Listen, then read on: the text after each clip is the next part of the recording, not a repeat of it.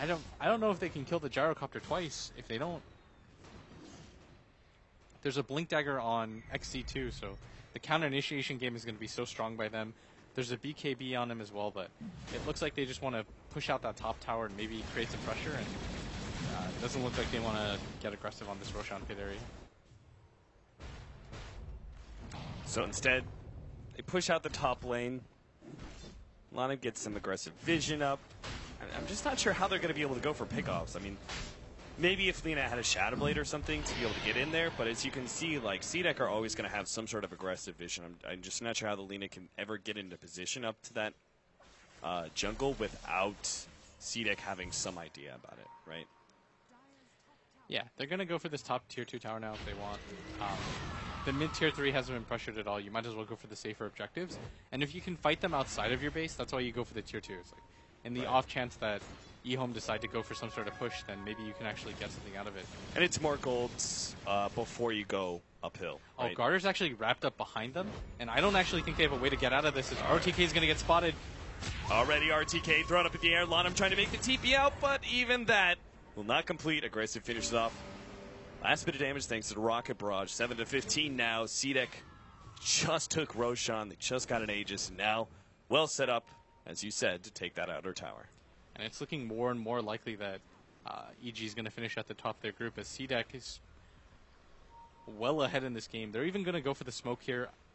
They might even just go for CTY and say, if you're going to go for the split push, we're just going to kill you really fast. Garter's already got the Ion Shell on him. CTY is going to move down to the jungle, but he has no idea that this is coming. He assumes that they're behind them at top, and CTY has no blink dagger or anything to get out of this, and they're going to kill him for free. Yep, absolutely. They even pop the Sonic Wave just to ensure there's no Laguna Blade or anything. Of course, with the Aghanims on Queen of Pain, doesn't matter too much. That tier 2 does fall to Aggressive by himself. And now, he's like, let's go, guys. Time to go uphill. Here's the move. Still has that Aegis. He's got 3,300 gold on top of that. Alpha Wolf waking him up. He's dreaming of the Lion King right now. Well, now he's not dreaming at all. That's really depressing, man. Maybe. That's just what happened in Lion King. Razor used his plasma field and King killed Scar. Oh, boy. Alright, so now he's turned a range creep. So they're going to push this tower. They know the Lina's dead. If you force a buyback, great, but... Walrus Punch. YJ is actually trapped in a really bad position. The vacuum actually put him over that Ice Shard, so YJ will get away because of that one. That was awkward. A pull back into the call down seemed like a guaranteed kill, but slightly mispositioned vacuum from XE.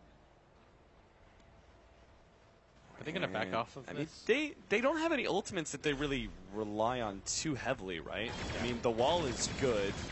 I mean, maybe you wait on cooldown, I would say. The wall's it's just bonus. Yeah, it's just bonus at this point. Like, late game, yes, you shouldn't fight without the wall. But it's so hard for them to go high ground against eHome's lineup, though. CTY can just infinitely spam. Garter trying to go for CTY. He's got the familiars following him up. Fiend Scrape in the background, but a good vacuum will stop that one. CTY throws out the Laguna Blade to finish him off, and Yule Scepter actually dodges that Sonic Wave. There's still the missile coming in. Shiki makes the commitment for that kill. CTY will be hit by the missile in the end, but Shiki still can't go for it. Instead, maybe going to target YJ. No, he goes for CTY. He really wants this kill, but the Shallow Grave is there, and now he dies instead. Aggressive to aggressive. He's diving all the way into the fountain here is Lanham. He's going to be able to control some of these heroes. If there's buybacks, I think C-Taker just overcommitted. He turns for Lanham, trying to finish him up. Will be able to get that kill. RTK, sleep up. Lanham's actually getting way now aggressive. He's just turning and fighting wherever he can, but the heals are up. Nobody's going to die here. C-Deck. Too far in. There's no other way to say it. All right.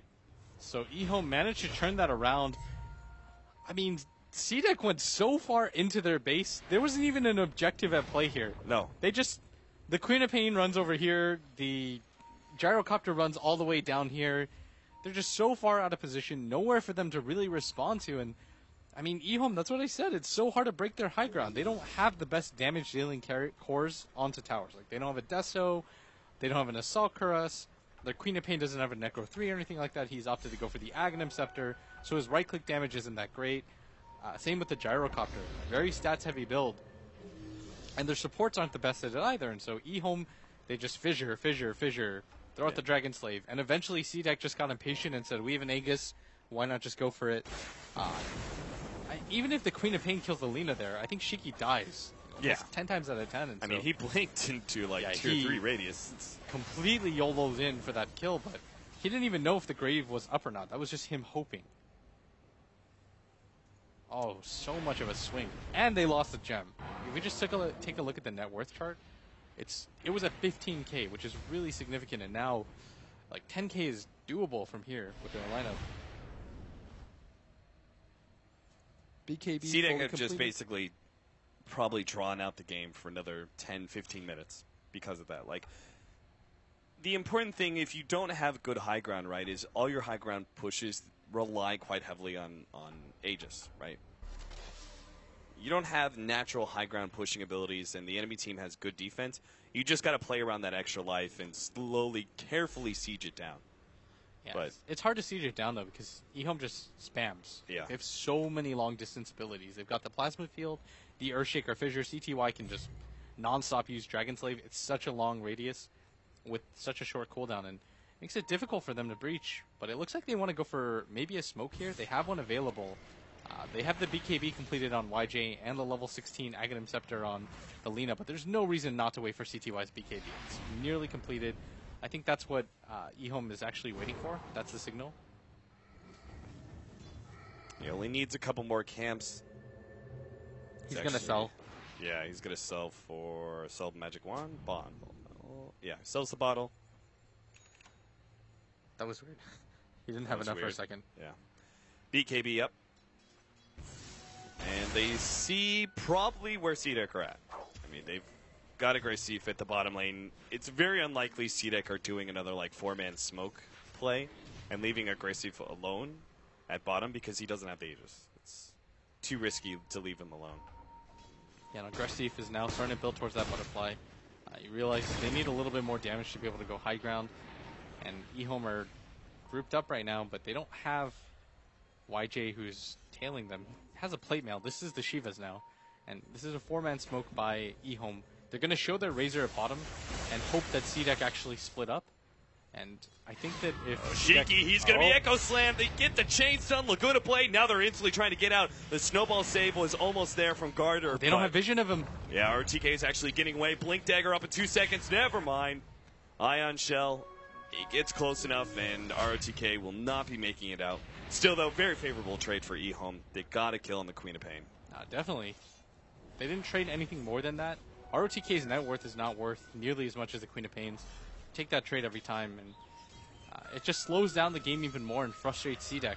And CDEC is now in a position where they have to wait for the Aegis Cheese. And maybe eHome can even engage them outside of the base now. Aggressive isn't, I don't think he's too upset. He just farmed out the Radiant Ancient camp. I'm not sure why it was stacked for who exactly on the side of eHome, but Aggressive takes it anyway. Butterfly gets all the closer. Q, his Aghanims, is not going to be here anytime soon, just has the point booster for now. Desolator almost finished up on the Tusk. Yeah, Butterfly is completed on the Gyrocopter, and Roshan's going to be up in just 2 short minutes. That doesn't leave CDEC with a lot of time to farm, because Q doesn't have the Aghanim Scepter, and 2 minutes won't make a difference for him. But who will it make a difference for? The Earthshaker doesn't have much, the Bane could get a Glimmer Cape, Lina could farm out a buyback. That's probably the most significant. The Lina can get a buyback. Both teams do have a smoke, and it's pretty traditional, right? As it comes around to the potential spawn time of Roshan, that teams are going to look for a smoke pickoff just to give them the advantage. Roshan's just too important of an objective. So there's the first one. Q brings a smoke, or he's bringing one to himself now. Lotus Orb is coming in for XZ. Okay, that can make a difference. Yeah. If you can put that on the Queen of Pain when she blinks in, and then the Lina would just... Womp. Also help for some of your high ground pushes. Just putting out the Gyrocopter and letting him sit in the front lines. The Roshan's going to be the huge thing for... Certainly. CDEC.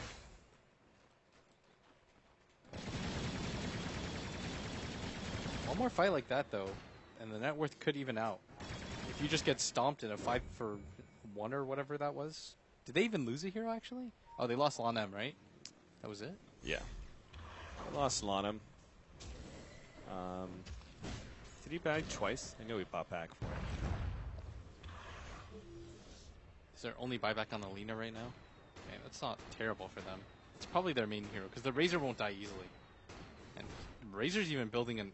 He's not going for that Shivas that we saw him go for. He's actually going for the Aghanim Scepter. And C-Deck, do they have any way to go high ground still? I guess they have a Desto on Garter, and Roshan is about to spawn right now. Yeah, they'll take Roshan really quickly. eHome, if they have any chance to contest, they got to go for a smoke play now, which it looks like they are.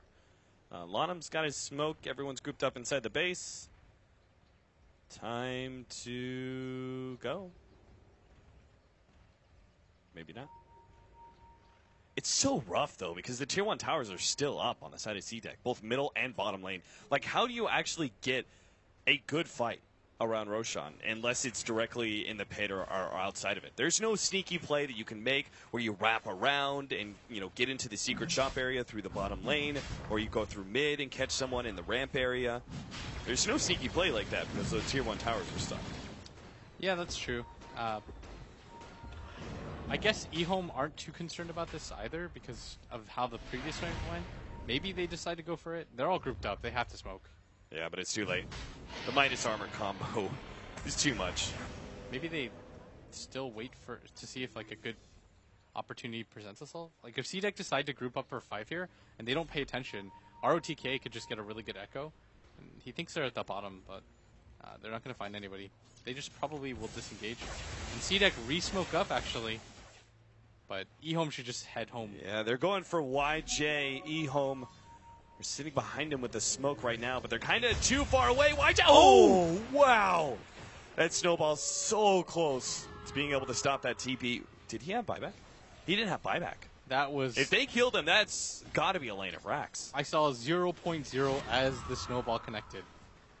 Oh, that could have just been the game. Still, C-Deck have a rather large advantage. Aegis and Cheese on top of the gigantic net worth that they've accrued for themselves.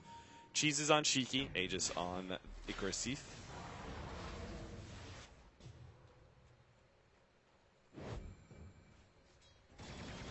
Is this Dark Troll Summoner is his only job just to wake people up from sleep? You never know when it's useful. He might be able to get like if he gets like an ensnare on the Bane when he's Fiend's gripping, that'll be insane, but... It's never a bad idea to have a Dark Troll Summoner. He can summon you skeleton homies? Skeleton homies. Oh, call down. Oh, and a nice vacuum over the cliff. YJ's put in a bad position with the Walrus Punch already, and the pure damage out from the Sonic Wave. YJ, despite his BKB, will be going down here if they can still see him. Need a little bit more. The heals are coming out. They really need this kill. Oh, no, they're not actually getting him, and maybe they dove in too deep. Garter actually blinks into a Light Striker, and he's gone. Laguna Blade catch them. Echo Slam. ROTK, he's made the initiation. He doesn't want to let our Aggressive get away, but the rest of the eHome team is just a bit too slow to respond. They were busy dealing with the Tusk. And once again, C-Deck went in deep, and they didn't get an objective. eHome? Oh, wow. This has just got to be so frustrating right now for C-Deck. The lead they've built up steadily throughout this entire game. They've hit all the objectives correctly. They've taken down the Tier 2s in succession. They went for the Roshans this game, and they still can't break eHome's base. Even with the Aegis and the Cheese, YJ was even caught out of position, and they still can do it. Aggressive is like... I'm over this. We have to take this tower down. And he walks in, but still unable to do so as they hold, and eHome is about to have all 5 heroes up. Yeah, they don't